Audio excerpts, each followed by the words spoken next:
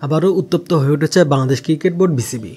ক্রমশ বাড়ছে অস্থিরতা, বেরিয়ে আসছে একের পর এক অস্বস্তিকর খবর। এবার হেনস্থার শিকার হয়েছে নাজমুল আবেদীন ফাহিম।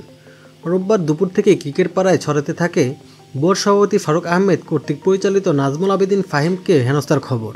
শোনা যাচ্ছিল ক্রিকেট মন্ত্রণালয়ের কর্মকর্তাদের সামনে নাজমুল আবেদীন ফাহিমের সাথে দুর্ব্যবহার করেন ফারুক। তবে ঘটনার সত্যতা নিশ্চিত করতে পারছিলেন না কেউ। অবশেষে নাজমুল আবেদীন ফাহিম নিজেই জানালেন তার সাথে বিসিবি সভাপতির দুর্ব্যবহারের কথা। দেশের একটি বেসরকারি টিভি চ্যানেলকে দেওয়া সাক্ষাৎকারে ফাহিম বিষয়টি নিশ্চিত করেন।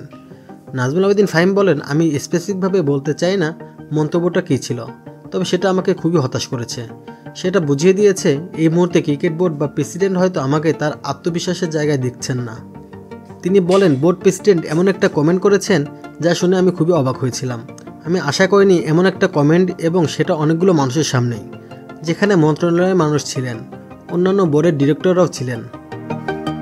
এই সময় বোর্ডে নিজের ভবিষ্যৎ নিয়ে সংশয় প্রকাশ করেন ফাহিম। তিনি মনে করেন বোর্ডের বাইরে থেকে কাজ করার স্বাধীনতা হয়তো বেশি, যা বোর্ডের ভিতর থেকে সম্ভব নয়। ফাহিম বলেন, আমার মনে হয় বোর্ডে না থাকলেই ভালো হয়, কারণ বোর্ডের বাইরে থেকে আমি যে ভূমিকা রাখতে পারি বা কথা বলতে পারি তা বোর্ডে থেকে সম্ভব না। আমি যদি বোর্ডে থাকি আমাকে কাজ করতে হবে, যদি কাজ করতে না পারি তার চেয়ে ভালো বাইরে থাকা। ফাহিমের কথা, পরিষ্কার স্বাধীনতা না পেলে বিসিবির পদে থাকতে চান না তিনি। তবে এই বিষয়ে ফারুক তার নিজের স্পষ্টতা প্রকাশ করেছেন। এদিকে 4 মাসের বেশি সময় হলেও এখনও ঘোষণা করা হয়নি বিসিবির স্ট্যান্ডিং কমিটি। ফলে স্বাভাবিকভাবেই প্রশ্ন ওঠে ফারুক আহমেদের পরিকল্পনা নিয়ে।